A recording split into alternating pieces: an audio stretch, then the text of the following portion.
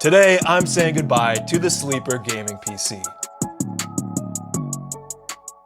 Now, this is probably one of my favorite gaming PCs that I've ever built, featuring an i7-12700K and an RTX 3080. So your next question is probably, why am I tearing it down and moving it into a modern case? This was my first attempt at a sleeper gaming PC, and the reason I'm swapping it is mainly due to some things I got wrong around modding, and also it's just missing a few features. And if you're contemplating building a sleeper PC, which you should, they're really fun, keep in mind there really is no way to get around modding the case. You're sticking modern gen hardware in probably roughly around a 15 to 20-year-old case. Now, I could sell this PC as is, and in the sleeper configuration, it would probably draw much more attention than obviously just a standard case. But if we take a look at the back, when I went to cut in the slot for the motherboard I/O, it turned out quite sloppy. Mainly due to the fact that I used my angle grinder when I probably should have taken a little more time, picked up some new cutting wheels for my Dremel, and made it a much more precise look. Currently, it's missing some paint and would easily cut you if you got your hand anywhere near it, even though I filed it down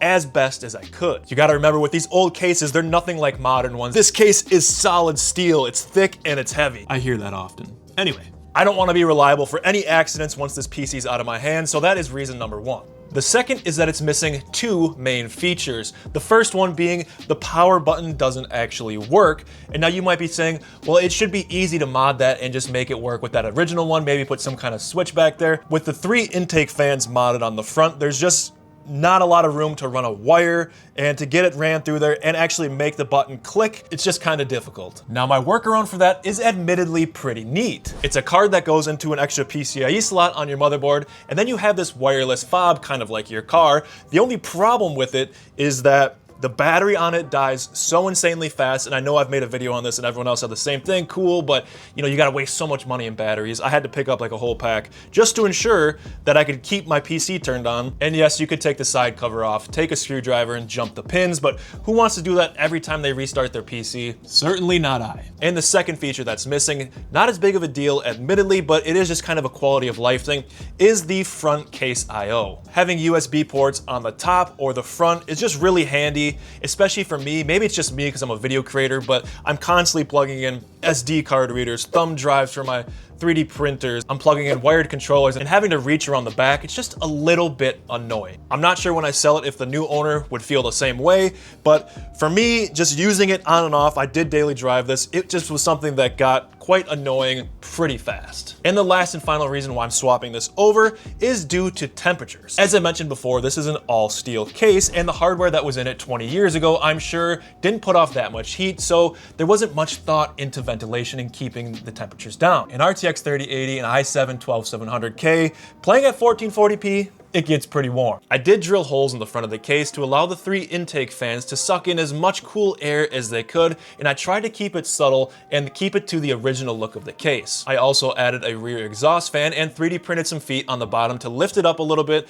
Now granted, I could have printed a little bit bigger ones, but it worked. And then I mounted an intake fan on the bottom as well. Of course, you can't miss the big Deepcool Assassin CPU cooler. It just barely fits, but this thing is an absolute monster. Now, temps don't get above 70°C while gaming, even at 1440p with the side cover on, but the fans are loud. While all that is great, if I sell it to the new owner and they don't keep up with basic maintenance, like cleaning the dust out semi-regularly, I fear it could get clogged up. You could see the temperatures rise, thermal throttling, and just some issues down the road in the long term. And if you've ever built a PC for someone or fixed their PC, you know just how easy it is to just assume the position of lifetime support for free. Can't tell you how many times I've sold a PC on Facebook Marketplace. 2 years down the road, I get a random text saying, hey, I just tried to put a new stick of RAM on my PC and now it won't boot up. What do I look like, lifetime free tech support? Let's take a look at the case we're gonna be swapping into. This is the Antec Performance One FT. This is a brand and a case that I think is slept on way too much in the PC space.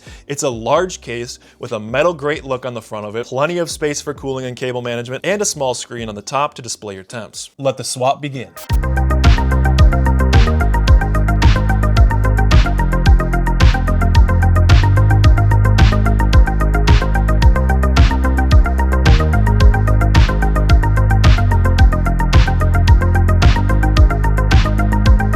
This motherboard is ridiculously heavy with that Deepcool Assassin CPU cooler on there. Let's get it in the Performance One FT. Next, we've got to get the power supply out.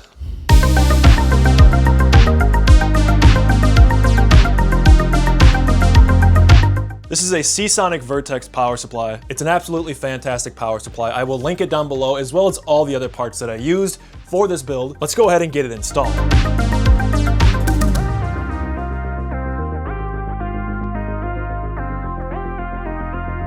Now we gotta grab the case fans. On the Sleeper, I was only able to fit 3 of these Seasonic MagFlow fans in the front, and on the 1FT, I wanna fill it out completely, and 3 would not be enough. So thankfully, I do have another pack of these MagFlow fans. The MagFlow fans are daisy chainable with these magnetic clips right here.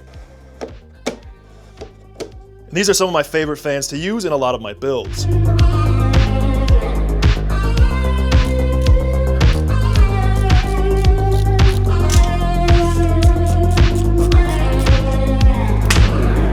Now we've got 3 intake in the front, 2 exhaust at the top, and 1 out the back. One of the last things we gotta do here is get the RTX 3080 Suprim put in.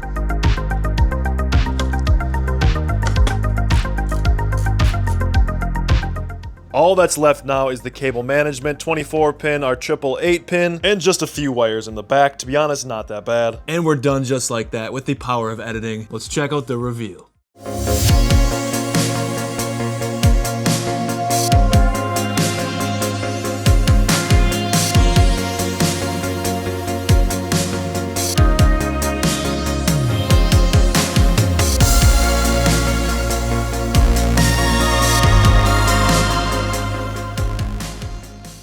Windows is already installed. I'm gonna go in the BIOS and make sure that the XMP profile is turned on. I'm also gonna turn on resizable bar. For me, that's turning on above 4G decoding and then resize bar support to enabled. Are we sure? Yes, of course.